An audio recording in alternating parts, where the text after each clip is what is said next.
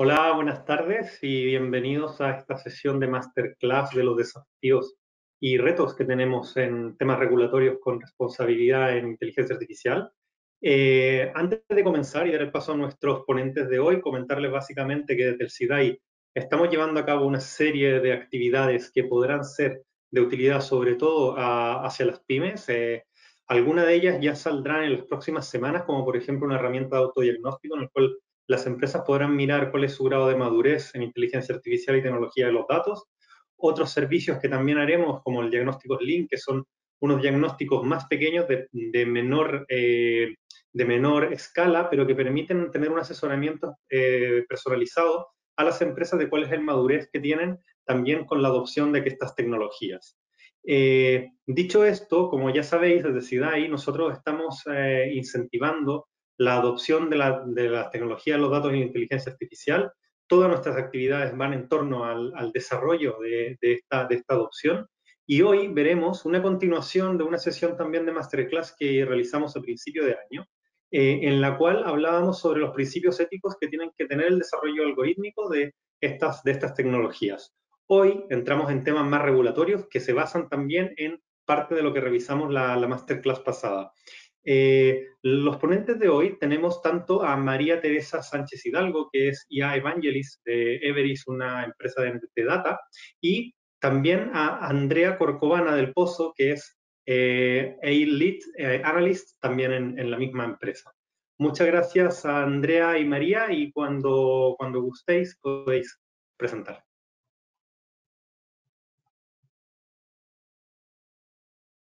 Hola, Gracias, buenas tardes. Gracias, Marta. Hola. Bueno, gracias por la presentación que nos habéis hecho. Nos presentamos nosotras ahora, si os parece bien para la audiencia. Yo soy Maite Hidalgo y lidero el área de estrategia de IA en el COE de Inteligencia Artificial de NTT Data, y mi compañera. Hola, buenas tardes. Mi nombre es Andrea Carnavaca. Soy Lead Analyst en el Centro de Excelencia de IA de NTT Data y lidero la práctica de AI Governance y Regulación y Ética. Bueno, pues ahora que nos hemos presentado, hoy os vamos a compartir nuestro enfoque en torno a la nueva propuesta de marco regulatorio en la Unión Europea. Antes de entrar en materia, puesto que es un contenido que hemos trabajado en los últimos meses y que Andrea os va a explicar con bastante detalle, antes de esto, sí nos gustaría hacer un breve repaso de cómo desde NTT Data estamos trabajando en este área, ¿no? Los nuevos retos que conforma digamos, el impacto de la inteligencia artificial, ya no en un marco de negocio, sino en un marco que tiene un alcance social y que va a influir en la vida de las comunidades y las personas, ¿no? Y en ese sentido, en las próximas slides sí que me gustaría compartiros cuál ha sido nuestra trayectoria en estos años, ¿no? Que ya llevamos implicados en el estudio de la inteligencia artificial ética y en trasladar los principios del marco regulatorio y los principios que se definieron ya en 2019 por el grupo de expertos de la Unión Europea, cómo llevarlos a un entorno de practicidad y de accionabilidad, ¿no?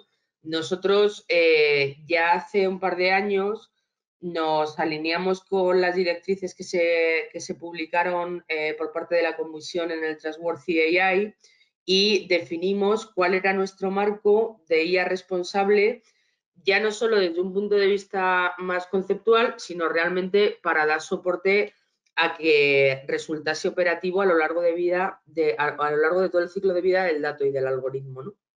Y conformamos este framework en el que, digamos, tanto desde un punto de vista más práctico, que es el del algoritmo, refiriéndonos con ello a, digamos, el trabajo más de desarrollo de soluciones AI-driven hasta la sociedad, donde cualquier iniciativa analítica va a tener un impacto real, hemos de articular que tanto desde un punto de vista de gobierno como de organización se cumplan determinados requisitos que son los que garantizan una inteligencia artificial que es respetuosa con las personas y la sociedad y que en el futuro va a tener que ser compliant, además, con un ámbito regulatorio, ¿no? En ese sentido, a lo largo de estos años, y lo veremos en la siguiente slide, bueno, hemos desarrollado diferentes actividades desde el grupo NTT Data, tanto desde un punto de vista más educacional, exploratorio, de research, de compartir información con otras compañías, como con el laboratorio de la Fundación Seres y con más de 20 empresas destacadas españolas, tanto con responsables de RSC como de IA, el primer barómetro español sobre ética e inteligencia artificial y luego en un plano de ejecución de proyectos y de aplicación de estos principios éticos a la realidad, pues hemos trabajado en pruebas de concepto, de explicabilidad, de fairness, hemos facilitado checklists a los científicos de datos como una herramienta para que a lo largo de su trabajo puedan realmente verificar que están alineándose con estos principios éticos de la Unión Europea y también diseñado trainings incluso en un sentido más específico y tratando de ir un poco más allá.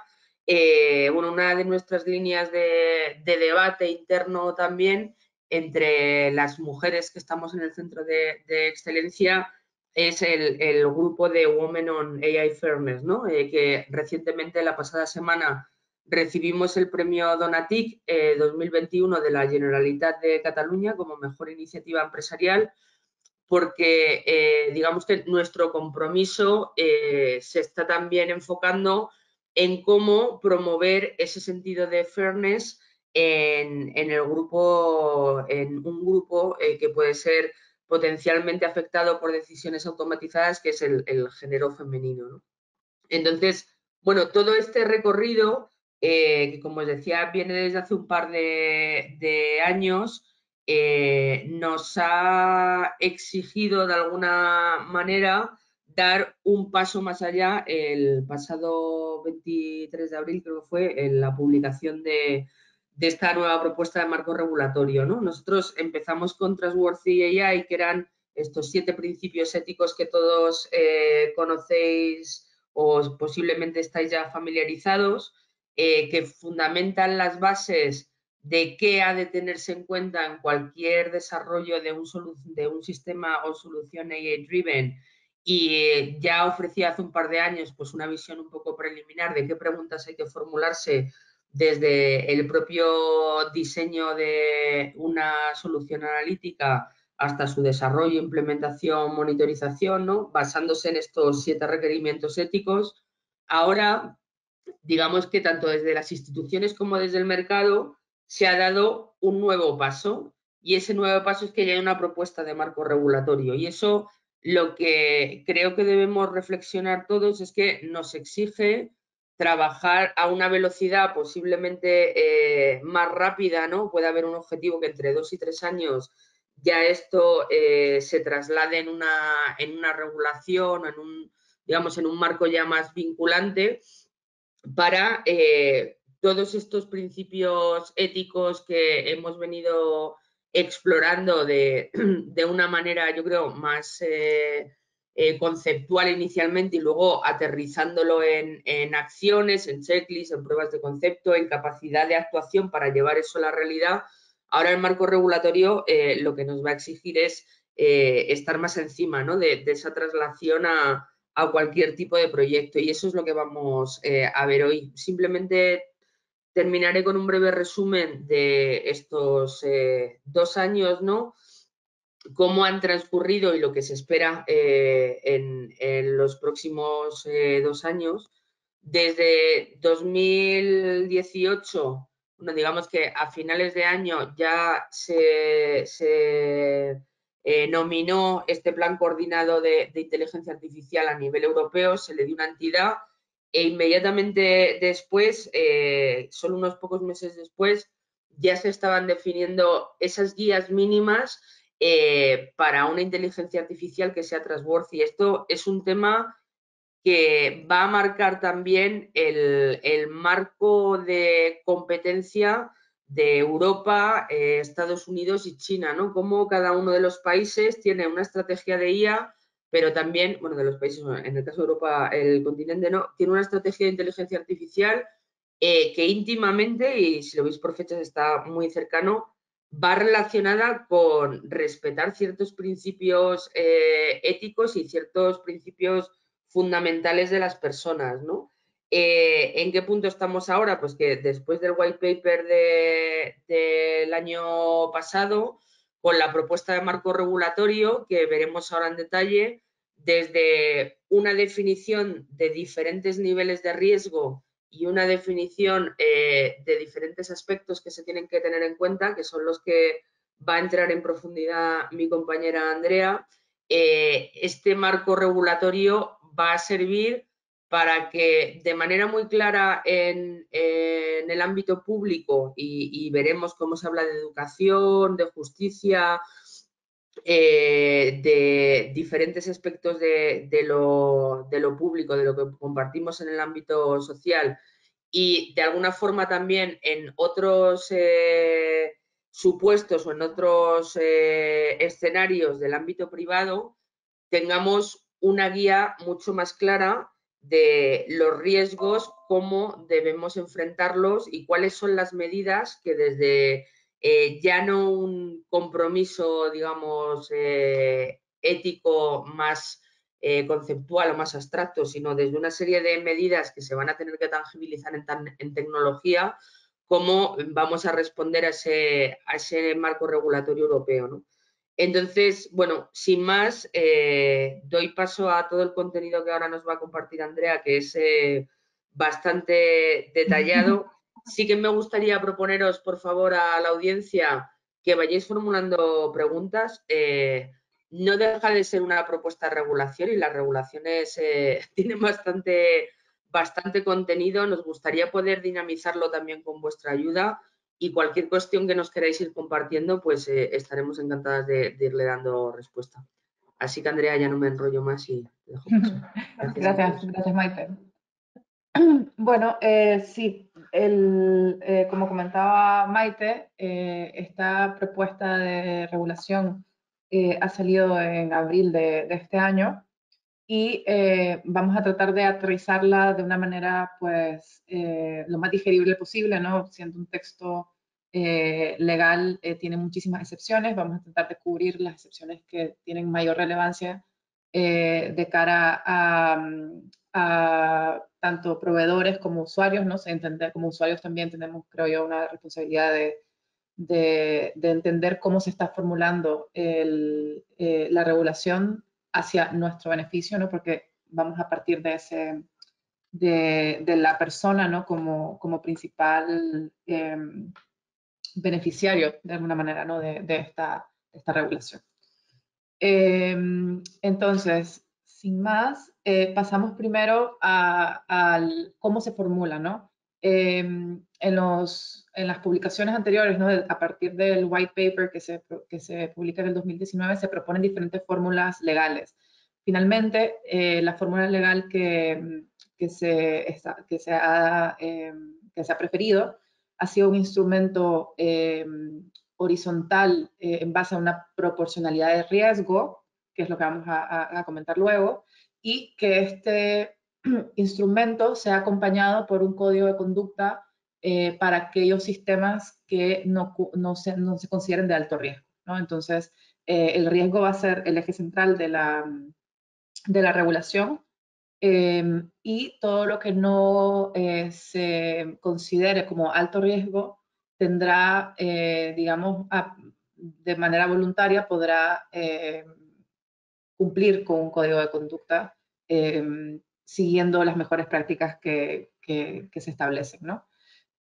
Entonces, bueno, el segundo punto sería entender a quién implica la regulación, y en este sentido es bastante clara de establecer que cualquier empresa que desarrolle distribuya o importe sistemas a la Unión Europea será sujeta a esta regulación, ¿no? Entonces, no se trata solamente de empresas que estén establecidas en los países de la Unión Europea, sino que aquellas empresas que den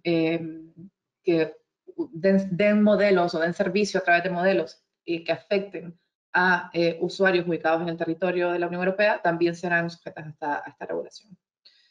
En términos de tiempos, ¿no? Esta propuesta se ha lanzado apenas en este abril. Se espera que siga un procedimiento legislativo ordinario y por experiencia en otras leyes afines, pues se estima que su entrada en vigor sea en los próximos 3 años, ¿no? Eso es normalmente lo que pueda durar el procedimiento ordinario.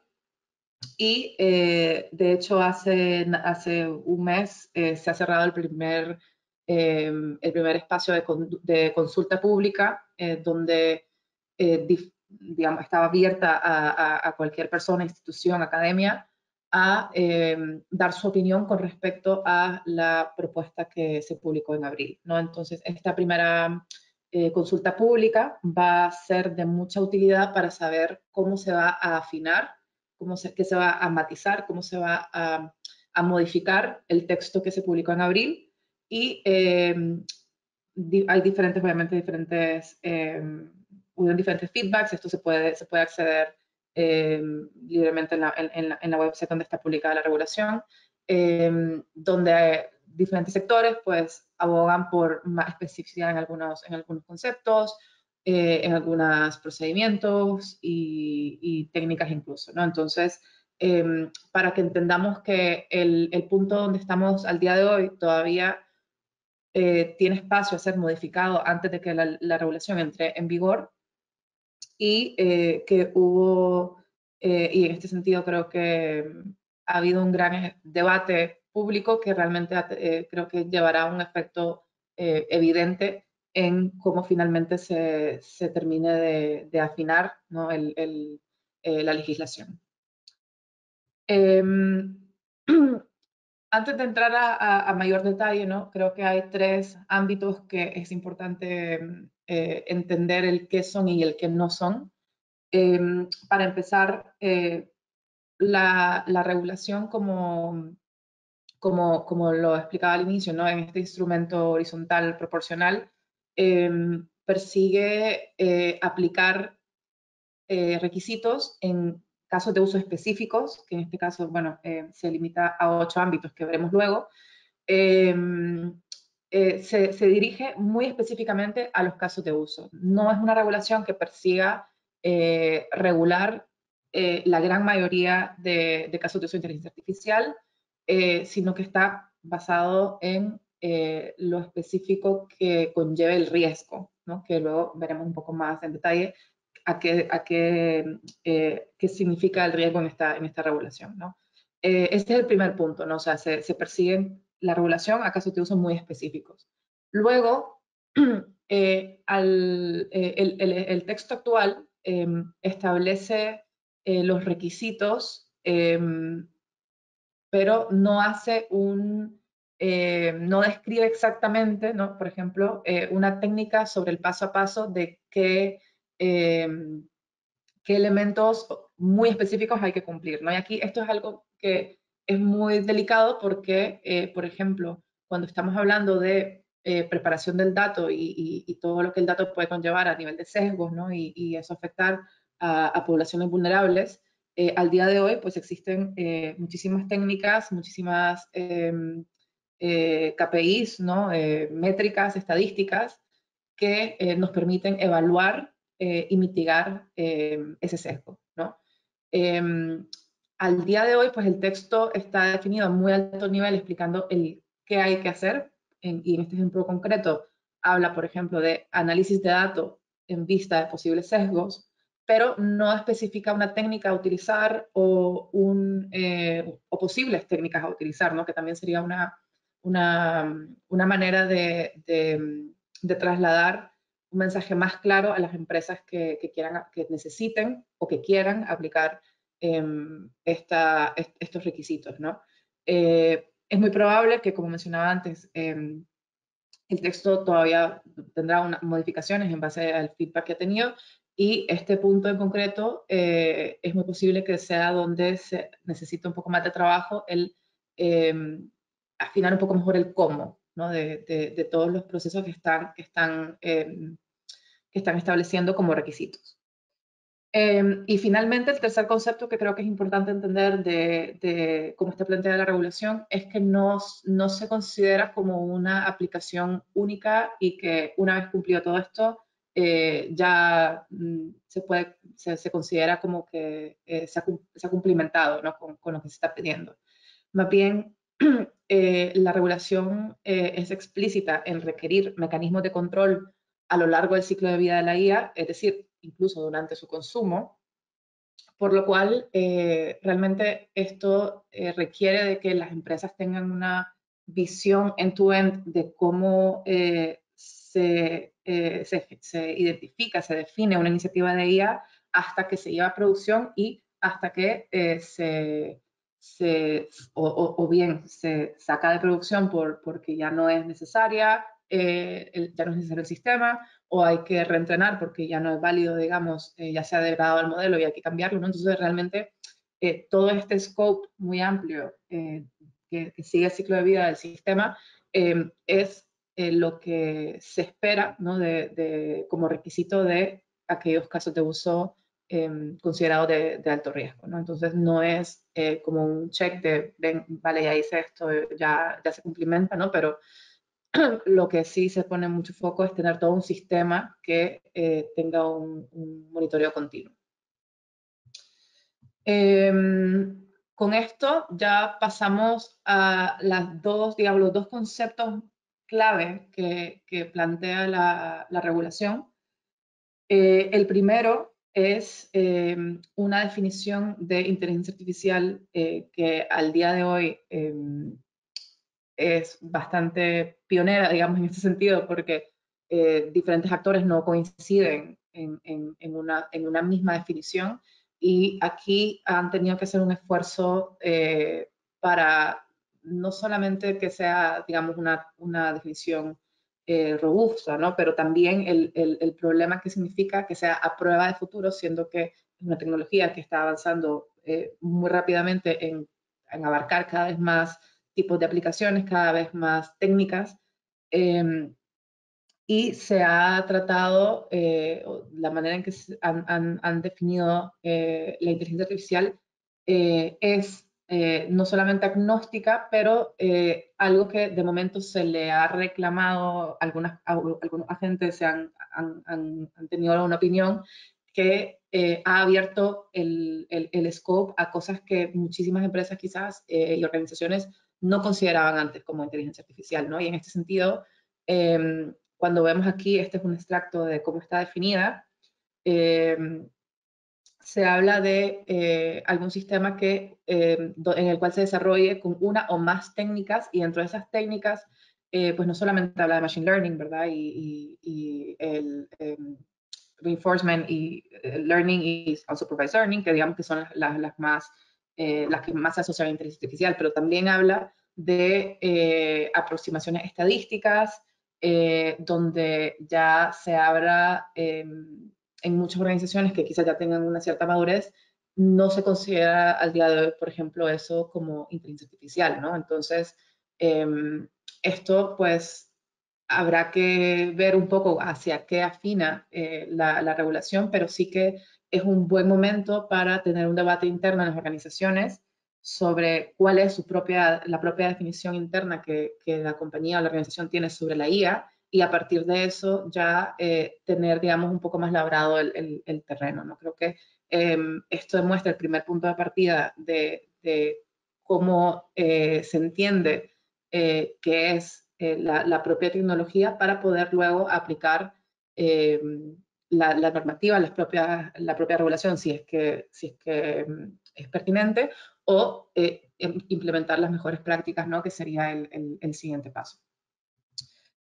Aparte de la definición de IA, ¿no? Que viene siendo la primera gran novedad de la regulación, La columna vertebral, pues como mencionaba, está basada en el concepto de riesgo y a través de ese concepto de riesgo es que se genera una clasificación de riesgo, ¿no? Entonces aquí este es el momento donde entendemos mejor el concepto de el riesgo en inteligencia artificial está bajo esta regulación vinculado a las implicaciones en salud y seguridad de las personas y sus derechos fundamentales. Entonces, en cualquier aplicación, en cualquier sistema de inteligencia artificial, se tendrá en cuenta tanto salud, seguridad como derechos fundamentales para ser catalogados dentro de alguno de estos cuatro niveles, ¿no? Entonces, en esta clasificación se ha marcado el riesgo inaceptable, que serán, esto lo veremos un poquito más en detalle también en las siguientes slides, pero digamos, el riesgo inaceptable, que son usos que no, que son automáticamente vetados dentro de la Unión Europea, alto riesgo, que es el centro de esta regulación, donde se desarrollan todos los requisitos para los sistemas que estén bajo esta clasificación. Y luego existen algunos requisitos para aquellos sistemas que se definan con riesgo limitado, ¿no? Luego sería el riesgo mínimo, que vendría a ser todo lo demás, es decir, todos los otros sistemas que no tienen una implicación bajo este concepto de riesgo normativo, ¿no? Entonces, bueno, con esto ya entraremos más en detalle ahora al ámbito de la clasificación de riesgo, ¿no? Creo que esto es muy importante entenderlo, porque si bien esta regulación pretende, digamos, definir de la manera más robusta posible los casos de uso que serán considerados como alto riesgo al día de hoy, creo que hay que tener algo en cuenta, y es que la regulación ya establece que cada año o año y medio, creo, ahí sí se me escapa un poco el número de meses exacto, estará revisando los casos de uso. ¿Qué quiere decir eso? Que es muy posible que conforme esta regulación entre en vigor, se agreguen más casos de uso a, por ejemplo, el nivel de alto riesgo o el nivel de riesgo limitado, ¿no? Entonces, hay que entender que lo que establezca el día de hoy la regulación como un caso de uso, por ejemplo, en alto riesgo, es muy probable que de aquí a 5 años hayan muchos casos más, ¿no? Y que algunos sea dentro del sector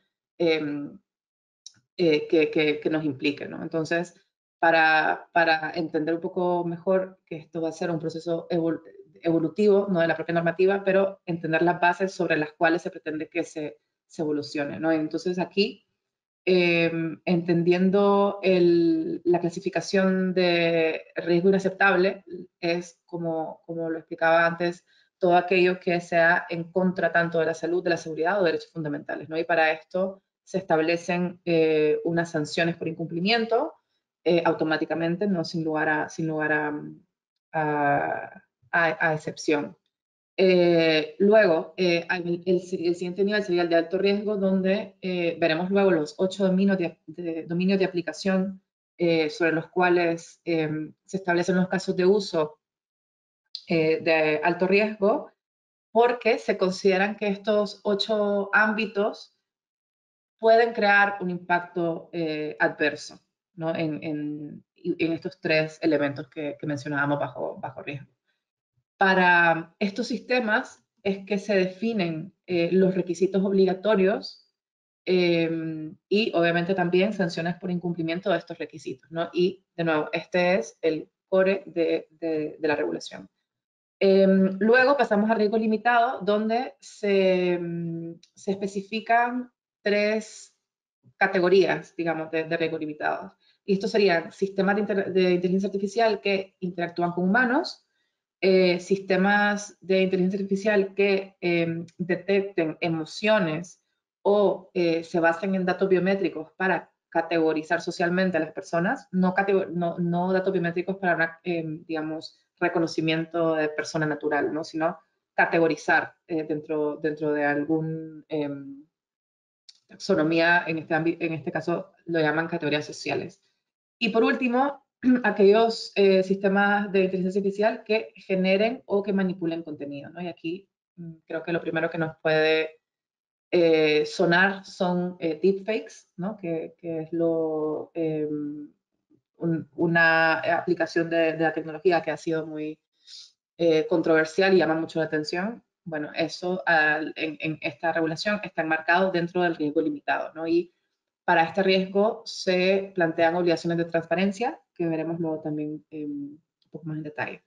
Y por último, bueno, lo que decía, ¿no? La gran mayoría de todos los otros sistemas de inteligencia artificial serían un riesgo mínimo para el cual la regulación propone que se siga un código de conducta voluntario. Y este código de conducta significa seguir los requisitos obligatorios de forma proporcional, ¿no? O sea, como cada empresa, organización lo considere, para, digamos, demostrar su alineamiento con estos requisitos. Vale, aquí ya vamos a entrar al detalle de cada uno de estos riesgos. Si alguien tiene alguna pregunta, siéntanse libres de compartirlas. Creo que por la sesión creo que es mejor que vayan surgiendo a lo largo de la presentación para que no sientan que hay que esperar al final, ¿no? para las preguntas. Luego, vale, entonces aquí ya vamos a entrar a cada una de las categorías de riesgos y entender un poco mejor qué significa cada una, ¿no? Entonces, bueno, cuando hablamos del riesgo inaceptable, aquí hay 4 puntos muy específicos. El primero siendo cualquier manipulación o daño físico o psicológico. El segundo tiene que ver con aquellos sistemas que persigan aprovechar vulnerabilidades, digamos, por edad o por discapacidad física o mental, ¿no? Entonces, la 1 y la 2, bueno, están muy ligadas a el daño o la manipulación, ¿no? a la persona. El tercero es una excepción que, bueno, viene dado, como muchas personas conocerán, del caso de uso en China, del social scoring, ¿no? Entonces aquí ya se marca una línea roja con respecto a ese caso de uso de puntuación social, ¿no? Desde las autoridades públicas, ¿no? Esto ya se marca como un no, dado el ejemplo tan literal que ha existido en China. Y por último, el uso de sistemas de identificación biométrica, tanto en remoto como en tiempo real, está considerado como un uso inaceptable dentro de espacios públicos para la aplicación de la ley. Entonces, esto es una excepción que recuerda posiblemente a casos que ha sucedido en Estados Unidos, ¿no? Donde la aplicación de la ley, bueno, la IA ha jugado un papel bastante importante en la aplicación de la ley, siendo reconocimiento, por ejemplo, de criminales, ¿no? Y ha sido, bueno, ha tenido, ha demostrado, ¿no? las debilidades de la propia tecnología al no estar realmente preparados a dar una precisión necesaria para un caso de uso de este nivel, por lo cual ya aquí se contempla también que dentro del ámbito público no se podrá utilizar la identificación biométrica para estos fines, ¿no? Dentro de accesos públicos. Luego veremos que hay otros matices dentro de la identificación biométrica, pero aquí ya hay la primera marca, ¿no? la primera división. Ahora pasamos a la clasificación de alto riesgo, Y bueno, aquí está, como decía, el core de la regulación y se plantean los 8 ámbitos sobre los cuales se han identificado casos de uso considerados de alto riesgo, ¿no? Esto comienza por el ámbito de la identificación biométrica y categorización de personas, ¿no? Lo que veníamos justo hablando antes, que hay un caso de uso particular que ya se marca como inaceptable. Aquí se matizan qué casos de uso se consideran aceptables, pero de alto riesgo. Luego vemos el ámbito de gestión y operación de infraestructura crítica, y aquí estarán implicadas las empresas que gestionen energía, agua, calefacción, eso es lo que y bueno, tráfico, por ejemplo, ¿no? Eso es lo que se considera infraestructura crítica. El tercero está ligado a la educación, acceso a la educación, métodos de evaluación, ¿no? Y formación profesional. El cuarto ámbito se refiere al empleo y la gestión de trabajadores y acceso al empleo. En este sentido, es muy positivo que desde España ya existe una ley bastante puntera, que fue, digamos, la famosa ley Rider que se publicó este año, donde ya se exige una cierta transparencia hacia aquellos algoritmos que tengan que ver con la gestión del trabajo, ¿no? de los empleados, ¿no? Entonces, este ámbito número 4 recoge ese tipo de casos de uso como un caso de uso de alto riesgo. El punto número 5 se refiere al acceso de servicios privados esenciales y servicios y beneficios públicos. Aquí en el siguiente slide veremos un poco más en detalle esos ejemplos, esos casos de uso. Y los 3 últimos están completamente pues, ligados al ámbito público, ¿no? Desde la aplicación de la ley, la gestión de migración, y tanto asilo y control de fronteras en este aspecto, y finalmente la administración de la justicia, ¿no? Que son casos de uso que, bueno, hay países que están menos o más, digamos, maduros en este aspecto, pero que sí existen al día de hoy sistemas que digamos, dan un soporte a este tipo de procesos administrativos públicos.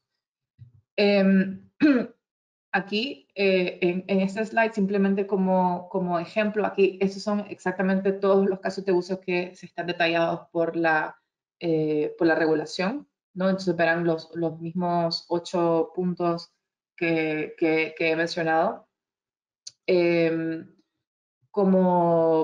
Digamos, como Zoom, iría al punto número 5, donde hablábamos, ¿no? de acceso a los servicios esenciales privados y públicos.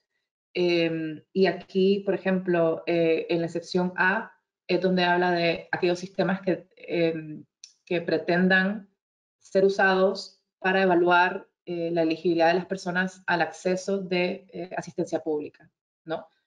Tanto para el acceso como para la revocación, ¿no? de estos beneficios. En el punto B, que no está subrayado en este caso, el punto B atiende a las instituciones financieras en lo que significa el acceso al crédito, ¿no? Entonces, en este apartado número 5, se considera como un servicio esencial privado el acceso al crédito, y por ende cualquier sistema que se utilice para establecer un scoring crediticio está contemplado como un uso de inteligencia artificial de alto riesgo, ¿no? Aquí es un apunte, digamos, que ya existe obviamente una regulación sobre sobre este punto, ¿no? El ámbito regulatorio financiero es probablemente de los más maduros en diferentes sectores, pero sí que esta regulación implica nuevos requisitos para los modelos que cumplen los modelos que cumplen, digamos, el scoring crediticio, ¿no? Entonces, bueno, a considerar dentro de ese sector. Luego el punto C, el último punto del ámbito 5, es específico hacia el uso de sistemas de IA para el despacho y gestión de servicios de respuesta a emergencia, ¿no? Tanto de ambulancias, bomberos, lo que pueda ser guardia civil, policía, etcétera, todos aquellos sistemas que se usan para definir prioridades o gestionar estos servicios, pues también se enmarcan en este ámbito, ¿no? Como verán, bueno, cada uno de estos ámbitos tiene un caso, o sea, tiene excepciones que representan casos de uso específicos, algunos con más o menos detalle, y es justamente digamos, esta lista que será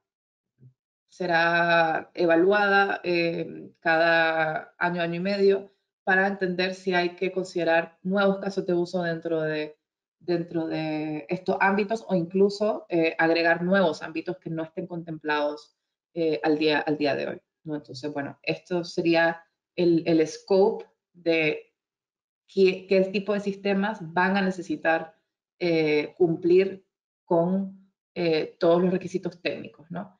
Y aquí es donde justo pasamos a lo que serían, digamos, los 4 pasos de requisitos, donde cualquiera de estos sistemas de IA, cualquier organización que quiera usar o desarrollar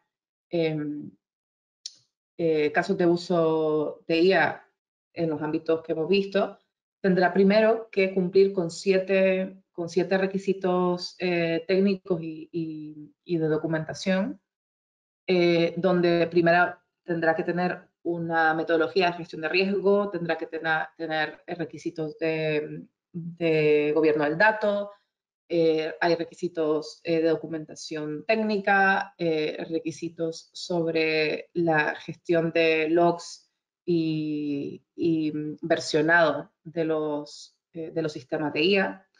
El quinto responde a los requisitos de transparencia, ¿no? y de información a los usuarios.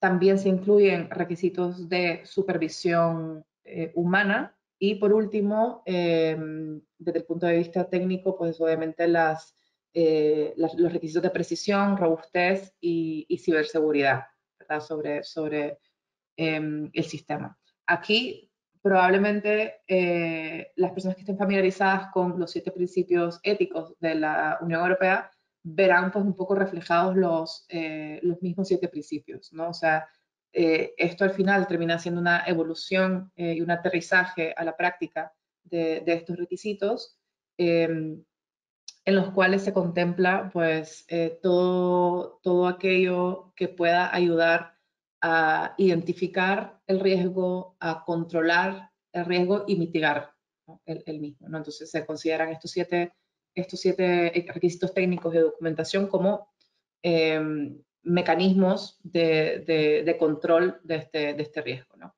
Luego, digamos, una vez teniendo el cumplimiento de esto, se pasa a lo que en la regulación se ha llamado un assessment, una evaluación de conformidad, para verificar que realmente los requisitos anteriores se han cumplido. Y aquí, pues, esto realmente se puede asemejar a una auditoría. Es como una auditoría interna en la cual se tendrá que evaluar que todos los pasos anteriores se han cumplimentado para el sistema de IA que se esté evaluando. Y una vez se termine esta evaluación, la organización tendrá que registrar el sistema de IA en una base de datos europea, ¿no? Entonces todos tendremos acceso a ver qué sistemas están en esta base de datos y qué uso, o sea, para qué uso están definidos, ¿no? Estos serán, digamos, los requisitos para poder poner en el mercado un sistema bajo los casos de uso que hemos mencionado anteriormente. Nosotros, bueno, desde el Centro de Excelencia hemos trabajado en profundidad para entender y desmenuzar, ¿no?, todos estos, este texto y cada uno de los artículos, entender cómo, digamos, contrastarlo también con las mejores prácticas que hay en el ámbito de la guía. Y estos artículos que están aquí a la izquierda son los 7 artículos que definen los requisitos técnicos, y el último, que es el requisito de evaluación de conformidad, ¿no?, similar a una auditoría. Entonces, bueno, nosotros lo que hemos hecho ha sido, digamos, desgranar esto y trasladar una respuesta a cómo podemos ayudar nosotros en las empresas a hacer frente a cada uno de estos requisitos, ¿no? Entonces, por ejemplo, aquí cuando vemos el artículo 9, que se refiere a la gestión de riesgo, pues nosotros internamente tenemos ya definido una primera clasificación de riesgos, ¿no? Y a través de eso es que se puede crear todo el mecanismo de manejo del riesgo de la IA, ¿no? Con diferentes controles a lo largo de todo el ciclo de vida. Desde el punto de vista de data, pues igual, ¿no? Tenemos un framework que define todos los pasos a seguir en la transformación del dato para los sistemas de IA. Y hemos ido como uno a uno, digamos, definiendo cómo se puede dar respuesta, ¿no? Porque como mencionaba antes, ¿no?, en las 3 consideraciones de esta regulación, está definiendo el qué hacer, pero no define el cómo hacerlo, ¿no? Entonces, hemos dado ese paso a ayudar a las empresas a concretizar el reto que hay por delante, ¿no? Y el cómo anticipar a hacer frente a cada uno de estos requisitos y establecer, digamos, los fundamentos, ¿no?, para ir evolucionando hacia tener todo un sistema que permita controlar y, bueno, hacer frente a esta regulación. Aquí, bueno, ya cambiamos un poco el chip, porque pasamos al siguiente nivel de riesgo, el riesgo limitado, que, bueno, lo que mencionaba es que se han identificado al día de hoy, pues, tres tipos de IA. La primera, en la que se menciona que son sistemas de IA que interactúan con humanos, se hace referencia explícitamente a chatbots, para los cuales la regulación exige transparencia desde el punto de vista que las personas que interactúen con estos chatbots sean informados sobre lo mismo, ¿no? Estén informadas sobre estar interactuando con un sistema de IA. Y bueno, entre paréntesis dice, a menos de que esto sea obvio, pero esto, y esto es tal cual como está, digamos, redactado, es posible que esta última parte se matice, porque, bueno, al final terminaría siendo que todos los chatbots tendrán que comunicar que se trata de un sistema de inteligencia artificial, ¿no? Porque también es cierto que a día de hoy se ha avanzado tanto, digamos, en la sofisticación de estos agentes, que en muchos casos se hace pasar por ser una persona, ¿no? Entonces, esto es lo que se está tratando de evitar bajo este riesgo. Luego, en el segundo ámbito, donde se menciona que se utiliza la IA para detectar emociones o categorizar a personas, aquí un poco, bueno, sobre la misma línea de transparencia e información, se espera de que los sistemas de IA informen a las personas de que están siendo sujetas a reconocimiento de emociones, ¿no? O categorización social, ¿verdad? Y por último, el caso de uso donde se genere o se manipule contenido a través de un sistema de IA, siendo esto, pues, muy ligado a los deepfakes. Por ejemplo, pues, bueno, estoy segura que muchos de nosotros hemos visto en los últimos meses diferentes usos de deepfake. Pues ahora lo que se espera es que tenga una especie de anuncio, ¿no? Que se informe a las personas que ese contenido, ya sea imagen, que esa imagen se ha generado con la IA, o ese audio o ese video, ¿no? Se ha generado, ha sido manipulado artificialmente con un sistema de IA. Estas serían, digamos, las obligaciones de transparencia. Y bueno, aquí probablemente sea algo que las agencias publicitarias tengan que seguir, y cualquier, por ejemplo, aquí es cualquier empresa que tenga un chatbot, pues tendrá que tener particular atención a cumplimentar el primer punto. Y bueno, se trata de siempre trasladar al usuario el conocimiento de que se trata de un sistema de IA, digamos, el sistema que está generando ese output o con el que se está comunicando, ¿no? Y por último, tenemos el riesgo mínimo, que es donde caería, ¿no? la gran mayoría de sistemas, y donde pues se establece la aplicación voluntaria de un código de conducta, ¿no? Y aquí,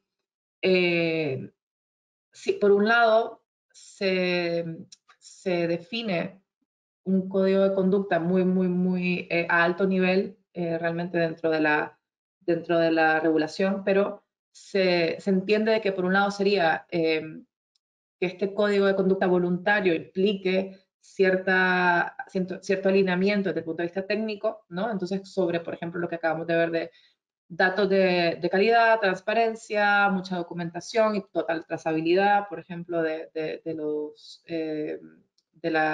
outcomes, supervisión humana, y obviamente pues robustez y precisión, ¿no? Entonces, se espera por un lado que haya una aplicación voluntaria de estos requisitos técnicos, pero también, y ahí me parece bastante interesante, lo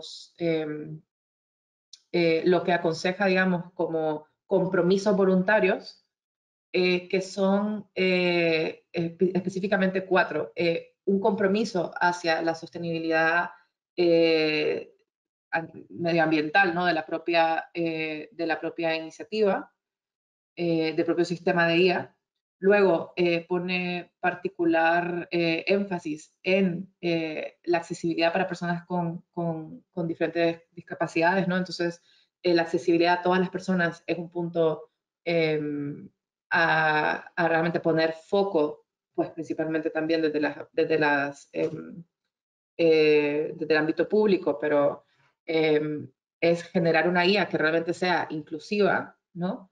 Y para lograr esta inclusividad se plantea un compromiso de participación de las personas, ¿no? De los stakeholders en el diseño de estos sistemas, ¿no? Entonces, tener un compromiso hacia una manera de diseñar la inteligencia artificial basada en las personas, que incluya a estas personas, ¿no? Aquí en este sentido, pues nosotros en Everis tenemos la metodología de AI-Driven Design, que está, digamos, enfocada en el usuario, enfocada en la persona, y así trasladamos dentro de la metodología también la necesidad de participación de los grupos de interés que estén identificados dentro del uso del sistema, para poder llegar a realmente tener una aplicación que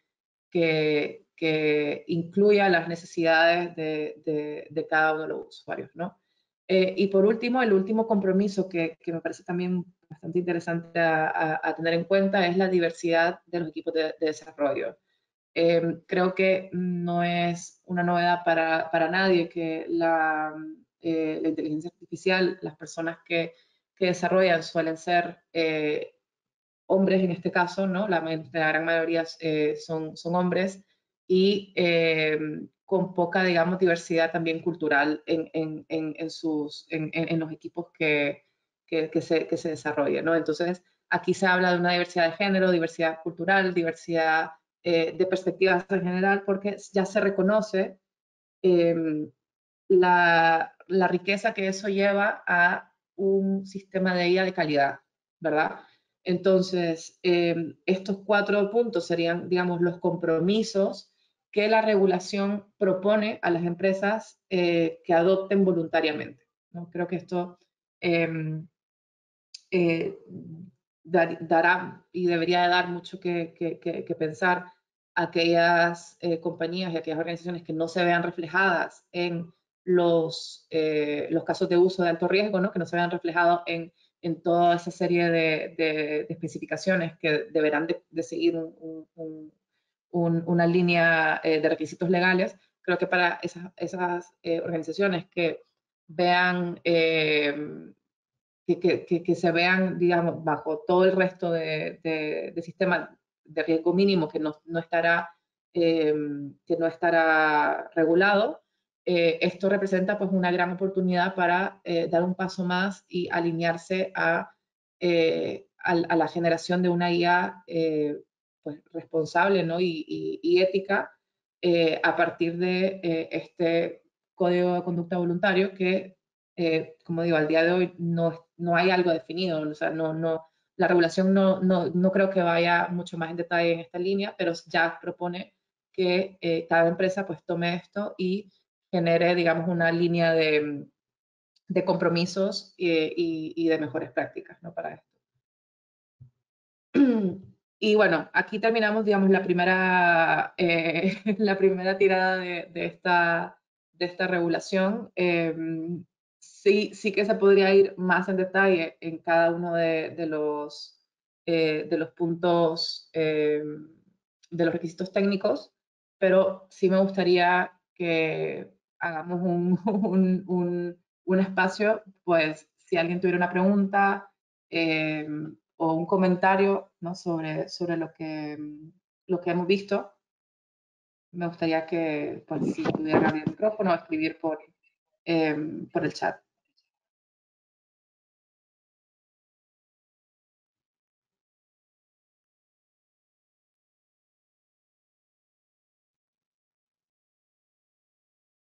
No sé, Marcos o Ana, si habrá alguna pregunta de momento.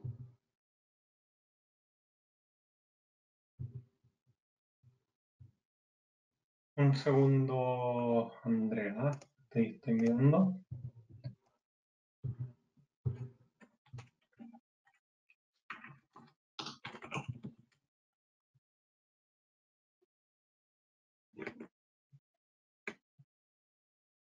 Sí, mira, está...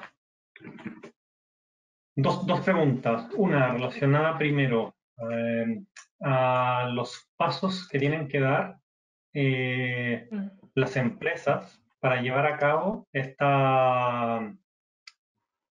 ¿Cuáles son los pasos que tienen que dar? Te la leo tal cual. ¿Cuáles son los pasos que tienen que dar, Sí. los primeros pasos que tienen que dar las empresas? Vale. Vale, aquí, bueno, yo creo que ya sea empresa u organización, institución pública, ¿no?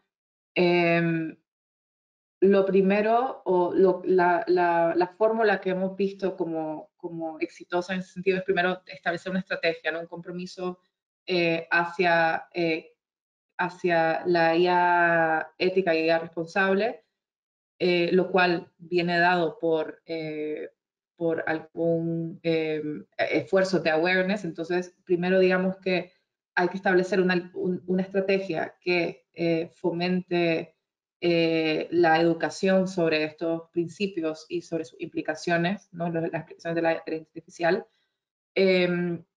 Y una vez ya haya, digamos, una conciencia de qué retos hay, qué oportunidades puede tener también la aplicación de estos principios,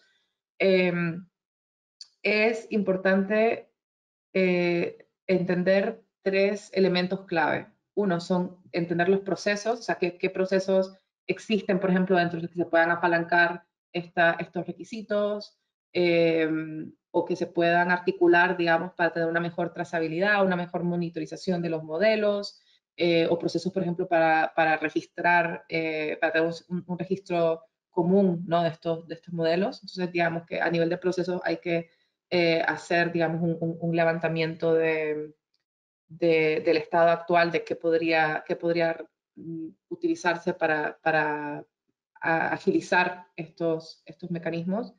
Luego, a nivel pues de capacidades, ¿no? Lo que decía, la formación, creo que es necesaria no solamente la comunicación del entendimiento, digamos, de estos retos, pero también esto va acompañado por formación al día de hoy hay muchas técnicas, por ejemplo, en cómo aplicar fairness y cómo aplicar explicabilidad a los algoritmos.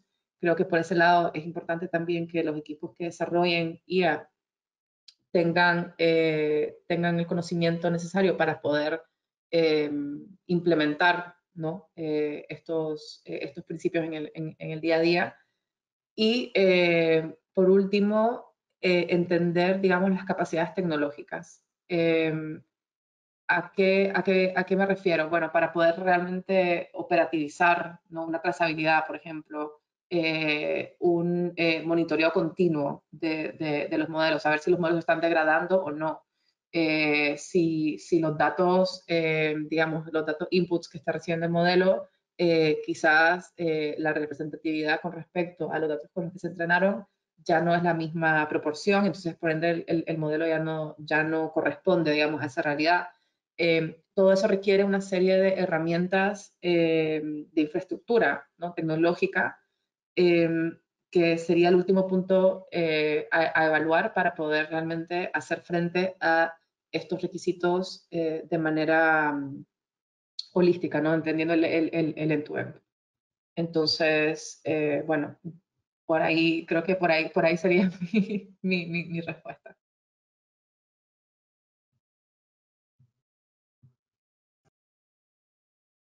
Perfecto, Andrea. Mira, te hago otra pregunta también del público. ¿Cómo aplica esta regulación a multinacionales extranjeras con sede fuera de la Unión Europea, Sí. pero con soluciones utilizadas por todos aquí en Europa? Pues aplica tal cual. Aplica en el sentido de que cualquiera de esos algoritmos, cuando se apliquen, o sea, se aplican a personas en la Unión Europea, estarán sujetas a la misma regulación. Entonces, por ejemplo, si nos vamos a lo que mencionaba de la ley Rider, ¿no? Donde pues no solamente están compañías como Globo, que Globo pues al final es española también, está Uber Eats, está Deliveroo, ¿no? Son multinacionales que su sede no está en España. Pero esos algoritmos que utilice, por ejemplo, Uber Eats para determinar, alocar trabajo a los empleados o para evaluar el trabajo, ¿no? Esos algoritmos que finalmente no se desarrollan aquí, pero se utilizan en personas aquí, tendrán que responder a estos requisitos también y tendrán que estar registrados en esta base central, digamos, de casos de uso de alto riesgo, de sistemas de IA de alto riesgo europea. Entonces, cualquier empresa extranjera, multinacional, que quiera utilizar IA en el mercado europeo estará sujeta a esta regulación de la misma manera que estarán si fuera una empresa europea. Perfecto. Y mira, ligado también un poco a una segunda pregunta que nos hacían desde la audiencia, es ligado a esto, esta regulación a la competitividad. ¿Cómo se compite con soluciones desarrolladas en otros países donde la regulación puede ser menos estricta? Sobre todo, y acá dan ejemplos de empresas americanas o empresas chinas. Bueno, tú has tocado incluso el ejemplo de una americana. Sí, esto, bueno, ha habido mucho debate y controversia alrededor de justamente esta pregunta, ¿no? Aquí siempre se ve a Europa como la que para y dice vamos a poner reglas antes de seguir el juego, ¿no? Y que se ve como un riesgo hacia la innovación. Eso ha estado en el debate desde incluso cuando se publicaron los principios éticos. Aquí, bueno, por una parte la regulación sí tiene especial atención a no dañar a la innovación, a no dañar a las pequeñas empresas, y hace ciertas excepciones con respecto a esto, ¿no? Con respecto a la proporcionalidad de la propia empresa, y también está creando mecanismos, la regulación también contempla la creación, por ejemplo, de un sandbox que facilite la aplicación de estos requisitos. Habla de también, obviamente, la inversión que va a haber a nivel de laboratorios de IA para que estos laboratorios también ayuden a la implementación de estos requisitos. Entonces, está generando, digamos, por un lado, para el mercado europeo, facilidades en la integración de esto. También una cosa que creo que no mencioné antes, es importante entender que esta regulación también, de una manera, lo que exige realmente es una alta calidad en los modelos de IA. O sea, una alta calidad en el sentido de que sea muy preciso, sea muy documentado, sea muy poco vulnerable, ¿no? Se considera... por eso es que los casos de uso están muy acotados a un riesgo de una persona, porque se entiende que aquí se está pidiendo desplegar una serie de mecanismos que implican un coste, ¿no? Y esto, la razón por la que se piden es porque esa es la única manera, digamos, de llevar a una IA de calidad que minimice cualquier problema que pueda representar el sistema en una persona, ¿no? A nivel de salud, como veíamos, a nivel de seguridad y de sus propios derechos fundamentales. Entonces, bueno, eso por una parte, entendiendo que la regulación está creando mecanismos para facilitar la innovación en este sentido, y que, bueno, un poco ahora lo que está tirando es una calidad. Ahora, desde el punto de vista de Estados Unidos, donde, bueno, la filosofía es un poco diferente en lo que la cultura se refiere y cómo las personas perciben la privacidad, ¿no? Por ejemplo, ¿no? Entre otros.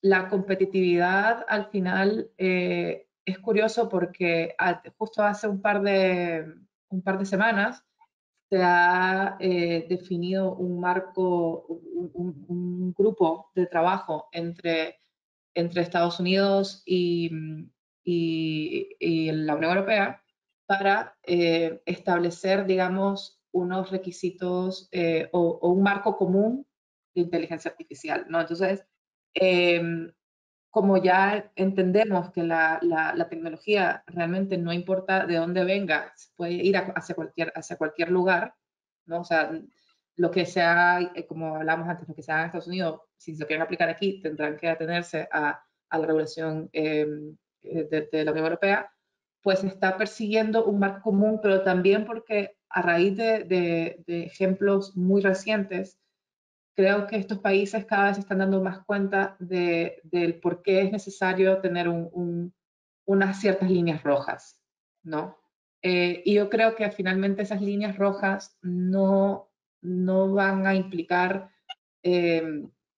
una gran, digamos, un gran peso en desincentivar la innovación, ¿no? Creo que más bien es algo que nos va a poner a todos en un mismo nivel y, como digo, o sea, han habido casos tan eh, alarmantes, ¿no? Tanto, por ejemplo, en Estados Unidos, ¿no? Con todo el uso que hacen de la inteligencia artificial en la aplicación de la ley, y que se ha llevado preso a personas que realmente no eran las personas que el sistema decía hacer, y se les ha penado con prisión por no dudar del sistema, ¿no? Y finalmente se han dado cuenta que el sistema de IA no reconocía a otra persona. O como puede ser, por ejemplo, en el ejemplo de Reino Unido, donde el año pasado, pues por temas de COVID, se utilizó la IA para evaluar a todos los alumnos en sus exámenes de selectividad, y terminó siendo pues, un algoritmo que llevaba un sesgo particular hacia escuelas que estaban en zonas menos privilegiadas, ¿no? Entonces, bueno, creo que conforme van apareciendo todas estas cosas, cada vez ellos ven la necesidad, y yo creo que todos deben tener unas mismas líneas rojas. y en ese sentido creo que ya se está moviendo hacia eso. Incluso hay organismos internacionales que ya están moviéndose hacia un entendimiento común de estas líneas rojas, por lo cual yo creo que a nivel de innovación no va a representar una gran, digamos, un gran riesgo. También creo que es importante ver hacia atrás y entender también, por ejemplo, el último proceso parecido a esto que se ha vivido ha sido la aplicación de GDPR, ¿no? que también se percibía como un problema, o sea, sí, un obstáculo más hacia la innovación. Y bueno, creo que finalmente se ha gestionado y el impacto no ha sido tan catastrófico como se pensaba en ese momento que podría significar, ¿no? Entonces, también para tener un punto de contraste, ¿no? De que esto no es, si bien es muy novedoso, hay ciertas referencias a las cuales también podríamos referirnos como lecciones aprendidas para bien, o sea, para ver cosas positivas que surgieron de esos procesos legislativos, y también para mal, cómo prepararse mejor, por ejemplo, ante estos procesos legislativos que quizás en la regulación, en las leyes anteriores, pues creo que, bueno, pues muchas empresas tuvieron muchísimas dificultades en atender a los requisitos, etcétera, ¿no? Entonces, bueno, creo que esa es un poco mi respuesta, contrastando muchas cosas, porque hay mucho movimiento global con esto, y al día de hoy muchos gobiernos, instituciones internacionales que están trabajando para un marco común de estas propias, quizás no regulación, pero directivas, ¿no? Entonces, veo eso como muy claro. Cuando hace 2 años esto se quedaba en un concepto muy filosófico, ¿no? Entonces, la aceleración que ha tenido este movimiento quiere decir que hay un sentido de la urgencia hacia eso. No, yo comparto bastante lo que comentas, y de hecho creo que como europeos, bueno, o viviendo acá en Europa, yo no soy europeo, pero sí que tenemos un desafío y también bastante interesante en ser los pioneros en este tema de regulación y cómo está centrado sobre todo en los usuarios. O sea, comparto bastante tu discurso. Otra pregunta también que tenemos es respecto también a cómo prepararse. ¿Quién debería ser el responsable de aplicar y dar cumplimiento interno en las organizaciones a esta normativa? Vale. Es curioso. Yo creo que hoy temprano también tuve esta pregunta, alguien me hizo esta pregunta también. El esfuerzo, digamos, el orquestador, ¿quién debería orquestar esto? Creo que, para empezar, es importante que se entienda que no solamente un quién, sino que debe ser quiénes. O sea, es un esfuerzo realmente multidisciplinar en sí mismo, que no puede, y yo creo que en ningún caso, o sea, y no solamente en los ejemplos, en las organizaciones que hemos trabajado estos temas, sino que viendo un poco hacia afuera y cómo otras organizaciones lo están planteando, siempre se parte de un grupo multidisciplinar, ¿no? O sea, hay tanto, por ejemplo, hablando de una empresa, ¿no? Hablamos de personas en legal, cumplimiento normativo, obviamente. Luego también hay intervinientes de, por ejemplo, RSC, ¿no? También hay gente, pues, obviamente de tecnología, de data, pues, por ejemplo, si estamos hablando del ámbito de banca o de seguros de riesgo, es, es un trabajo que se hace en equipo, y en equipo multidisciplinar, porque va a permear, yo creo que en muchas áreas de la empresa, cualquiera que sea el sector. Realmente tampoco está, esto no va a variar de sector en sector, siempre vas a tener un poco esa perspectiva. Luego, es cierto que lo más común que hemos visto al día de hoy es que digamos, el liderazgo venga principalmente dado por el área de datos, ¿no? El Chief Data Officer, por ejemplo, donde ya hay cierto conocimiento con respecto a cómo aplicar estas regulaciones, ¿no? Aquí completamente hablando de GDPR, ya existe, ya se ha trabajado por varios años el concepto y los procesos de gobierno del dato, ¿no? Por ejemplo, en los cuales algunos procesos pues irán embebidos en temas de gobierno del dato, evolucionando hacia el gobierno de la IA, ¿no? Entonces, creo que aquellos actores y responsables del dato van a estar mucho más implicados en la aplicación de estos principios, siendo esto en el caso de que no tengan una madurez analítica suficiente, ¿no? Porque también hay organizaciones donde ya existen estructuras donde hay responsables de analítica, de IA, ¿no? Ya sea a nivel de AI Hub, AI Lab, AI Office, donde ya existe esa cierta madurez, pues digamos que eso es donde se toma un poco ya más la batuta de quién debería implementar esto, ¿no? Pero eso no deja de ser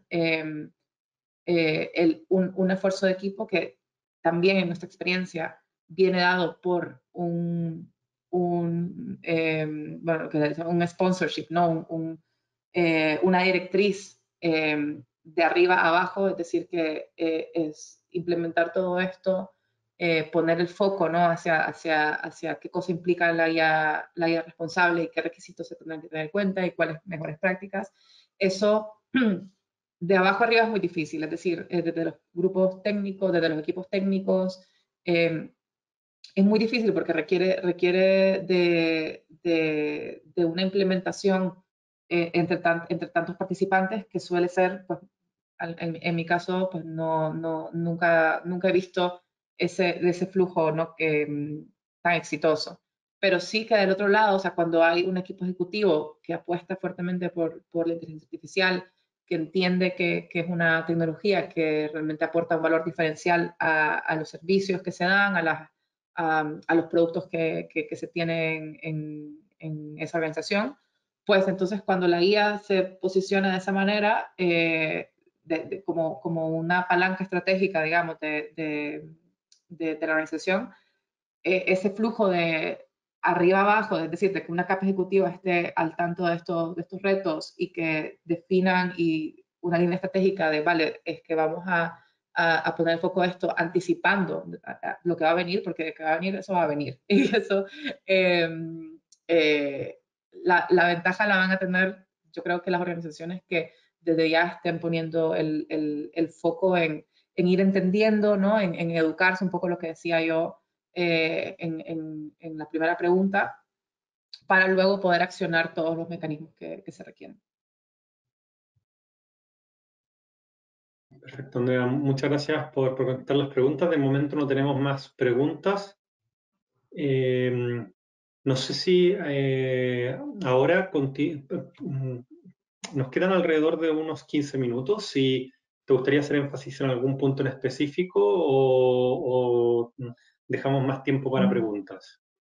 Yo, bueno, creo que habiendo, bueno, este tema pues lo hemos trabajado ya en diferentes foros. Entiendo que es un tema muy, muy denso, ¿no? Para digerir. Creo que espero que pues los asistentes al menos hayan podido trasladar de manera clara el foco, ¿no? de esta sesión a lo que atiende el riesgo, que no siempre va a tener un componente completamente humano dentro de la salud, seguridad o derechos fundamentales. El sistema digamos, de clasificación de riesgos que termina siendo la guía de saber si hay que atender a los requisitos técnicos, ¿no? que mencionamos, o si solo va a haber que tener digamos, obligaciones de transparencia, ¿no? Como digamos, la información al usuario, o si finalmente pues se trata de aplicaciones de IA donde no hay un requisito, pero pues se puede aprovechar la recomendación de crear un código de conducta voluntario. Yo creo que si eso, transmitir este mensaje, yo creo que es el primer paso para entender un poco mejor esta regulación. Luego, nosotros tenemos un white paper que creo que también lo podremos distribuir si acaso un poco más en detalle sobre cada uno de estos requisitos técnicos, ¿no? Y cómo le damos respuesta nosotros en Everis NTT Data.